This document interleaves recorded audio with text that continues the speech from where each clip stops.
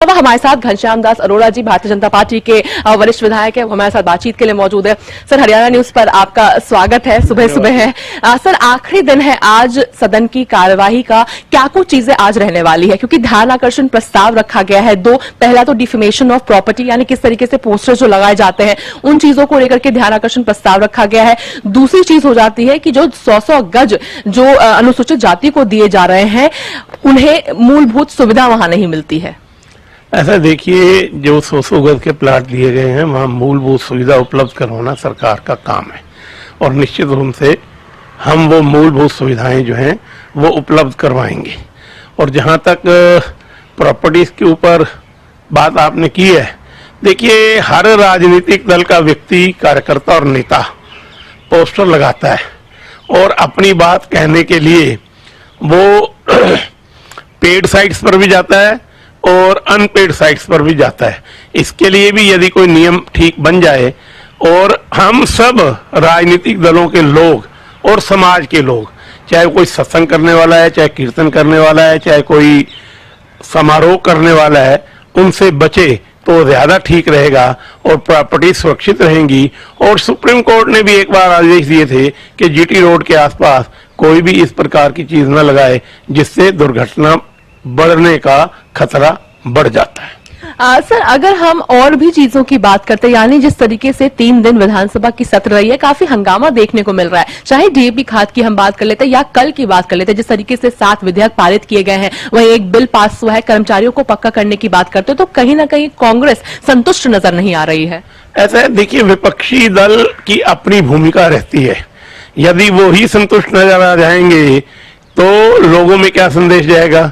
उनका असंतुष्ट रहना और उनको जनहित के मुद्दे उठाना लोकतंत्र में ये विपक्ष का कर्तव्य है। और वो जो भी मुद्दे उठाते हैं सरकार उनका उत्तर देती है, और जो उसमें मुद्दे ऐसे हैं जिनके ऊपर विचार करने की आवश्यकता है, विचार करते हुए समस्याओं को कम से कम हो कर्मचारियों के लिए, इस प्रकार का प्रयास करती है। और जो कर्मचारियों को पक्का करने वाला विषय है, मैं आपके चैनल के माध्यम से प्रदेश की जनता को बताना चाहता हूं कि एजेंसीज या ठेकेदार, उनकी तलवार हमेशा उनके ऊपर लटकी रहती थी और यदि कॉन्ट्रैक्ट उसका रिन्यू नहीं होता था तो दूसरी एजेंसी आती थी, वो अपने प्रकार के लोगों को रखती थी। कई लोग 2 साल, 4 साल, 6 साल, 8 साल सेवा करने के बाद कच्चे, जिसको डीसी रेट भी कह देते हैं, उनको हटा दिया जाता था। मेरे पास तो एक बार ऐसा उदाहरण भी आया कि एक व्यक्ति आया, कहने लगा जी मुझे हटा दिया गया है और मेरी शादी टूटने के कगार पर है। मैंने कहा वो कैसे? तो उन्होंने कहा कि जब मैं कच्ची नौकरी पर था तो मेरी शादी हुई और अब मुझे एजेंसी में हटा दिया गया, तो मेरे ससुराल वाले और मेरी धर्मपत्नी ये कहती है कि हमने तो सरकारी कर्मचारी के साथ शादी की थी और आप अपनी व्यवस्था करिए, दोबारा किसी के पास जाकर अप्रोच करके संबंधों का प्रयोग करके आप पुनः उसी नौकरी पर चले जाइए। इस प्रकार के उदाहरण भी आए हैं। और एजेंसी वाले किस प्रकार शोषण किया करते थे कि वो पैसा समय पर नहीं देते थे और कई बार अंडरपेड, कम पैसा देते थे। इन सब चीजों से छुटकारा पाने के लिए सरकार ने हरियाणा कौशल रोजगार निगम बनाया है। अब उनको सेवा की सुरक्षा 58 साल तक देने का हमने बिल पास किया है, ताकि जो उनके ऊपर तलवार लटकी रहती थी और उनकी काम करने की क्षमता हर समय प्रभावित होती थी, वो ना हो और वो काम ठीक अपनी पूरी क्षमता के अनुसार कर सकें। सर, अगर 2 विधेयक की हम बात करते हैं, यानी हरियाणा संगठित अपराध नियंत्रण विधेयक 2023, जिसे 23 में पारित किया गया था, केंद्रीय मंत्री मनोहर लाल उसमें मुख्यमंत्री थे। इसके अलावा हरियाणा संगठित अपराध नियंत्रण विधेयक 2023, हालांकि इन दोनों को वापस ले लिया गया है, तो क्या इस पर संशोधन वापस से करके वापस से चर्चा है, क्या कुछ चीजें रहेगी? क्योंकि विपक्ष ये जानना चाहती है। नहीं, विपक्ष को उत्तर दे दिया गया है विधानसभा में और उत्तर आपके चैनल के माध्यम से प्रदेश की जनता को मैं दे रहा हूं कि केंद्र सरकार ने कुछ उसका ऊपर आपत्तियां लगाई थी, आपत्तियों को दूर करने का प्रयास किया और उसके बाद उन्होंने कहा कि आप इसमें ये संशोधन करके पुनः बिल भेजें तो हम इसके ऊपर विचार करेंगे, स्वीकार करेंगे।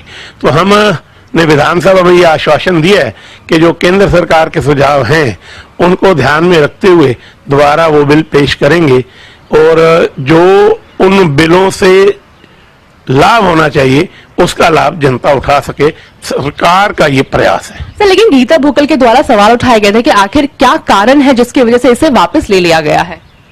कारण तो केंद्र सरकार के आग्रह पर, उनके जो सुझाव हैं उसके कारण उसको वापस लेके पुनः उसको लाएंगे, ऐसा सरकार ने विधानसभा के पटल पर आश्वासन दिया।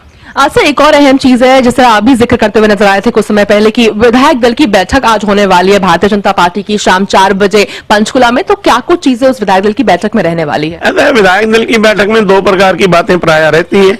पहली बात तो रहती है कि सरकार की जो नीति है उनको धरातल पर उतार कर लोगों को बताया जाए कि सरकार किस प्रकार जनहित के कार्य कर रही है, और क्षेत्र से फीडबैक लेकर जो काम आगे भविष्य में करने हैं उसका रोड मैप तैयार किया जाए। दूसरा, सदस्यता अभियान चल रहा है भारतीय जनता पार्टी का, उस सदस्यता अभियान के बारे में भी फीडबैक लिया जाएगा और इसको 30 नवंबर तक किस प्रकार हम गति प्रदान करते हुए पूरा कर सकते हैं, इस प्रकार की चर्चा होगी।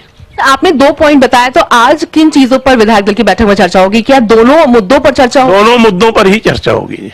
बहुत बहुत धन्यवाद हमारे साथ बातचीत करने के लिए। तो हम सुन रहे थे घनश्याम दास अरोड़ा जी को, जिन्होंने एक्सक्लूसिवली हरियाणा न्यूज से बात की और बताया कि किस तरीके से क्या कार्रवाई आज रहने वाली है, क्या कारण है जिसकी वजह से कांग्रेस या आईएनएलडी की हम बात करते हैं क्यों असंतुष्ट नजर आ रही है, तमाम चीजों को लेकर उन्होंने साथ में बात की है। तो बिल्कुल आज विधायक दल की भी बैठक होने वाली है। 2 मुद्दे हैं, यानी किस तरीके से अगर विधानसभा की हम बात करते हैं तो क्या क्या चीजें यहाँ पर रही है, क्या चीजें पास की गई है, किस तरीके से उन्हें एग्जीक्यूट किया जाएगा, एग्जीक्यूशन किस तरीके से रहने वाली है, क्या रोड मैप अब आने वाले दिनों में रहने वाला है, विधानसभा में जो चीजें रही है तो किस तरीके से क्या प्रदेश में रहने वाली चीजें, इन सभी चीजों को लेकर के विधायक दल की बैठक में डिस्कशंस किए जाएंगे। इसके अलावा अहम है कि हमने देखा था किस तरीके से रोहतक में जो सदस्यता अभियान को लेकर के जब बैठक हुई थी तो 2 फेजेस में बैठक हुई थी। सभी वरिष्ठ नेता उस बैठक में मौजूद थे। केंद्र अगर हम मंत्रियों की बात करते तो तमाम मंत्री वहां पर मौजूद थे। हालांकि मुख्यमंत्री नारायण सिंह सैनी किसी व्यस्तता की वजह से मौजूद नहीं थे, तो संभव है कि आज इस बैठक में वो मौजूद बिल्कुल रहेंगे और संगठन को लेकर के चर्चा की जाएगी किस तरीके से हरियाणा, यानी देखिए अगर हम सतीश पूनिया की बात करते हैं प्रदेश प्रभारी, तो उनके द्वारा कहा गया था कि जिस तरीके से हैट्रिक यानी हरियाणा में भारतीय जनता पार्टी ने जिस तरीके से इतिहास रचा है, ठीक उसी तरीके से जब सदस्यता अभियान की बात आती है तो उसमें भी इतिहास बनाती हुई हरियाणा नजर आएगी। तो हर एक विधायक को, हर एक अगर हम सांसदों की बात करते हैं तो सभी को जिम्मेदारी दी गई थी कि कितने सदस्य बनाने, क्या कुछ चीजें बनानी। तो संभव है कि इस बैठक में एक फीडबैक लेता हुआ भी नजर आ सकता है सदस्यता अभियान को लेकर के। मगर ज्यादा अगर बात की जाए तो रोड मैप तैयार किया जाएगा कि किस तरीके से क्या कुछ चीजें आने वाले दिनों में होती हुई नजर आने वाली है। जी बिल्कुल प्राय, तो देखने वाली बात होगी कि किस तरह की जो आज कार्यवाही है वो रहने वाली है, क्योंकि हमने भी देखा आप जिस तरह से बातचीत भी कर रही थी बीजेपी के विधायक यमुनानगर से घनश्याम दास अरोड़ा से भी आपने बातचीत की और आज की कार्यवाही को लेकर देखिए तमाम बयानबाजी और तमाम तरह की बातों का उन्होंने जिक्र भी किया है। प्राय, आप लगातार नजर भी बनाए रखेगा, जानकारी भी हम आपसे लेते रहेंगे। बहुत बहुत शुक्रिया फिलहाल बने रहने के लिए।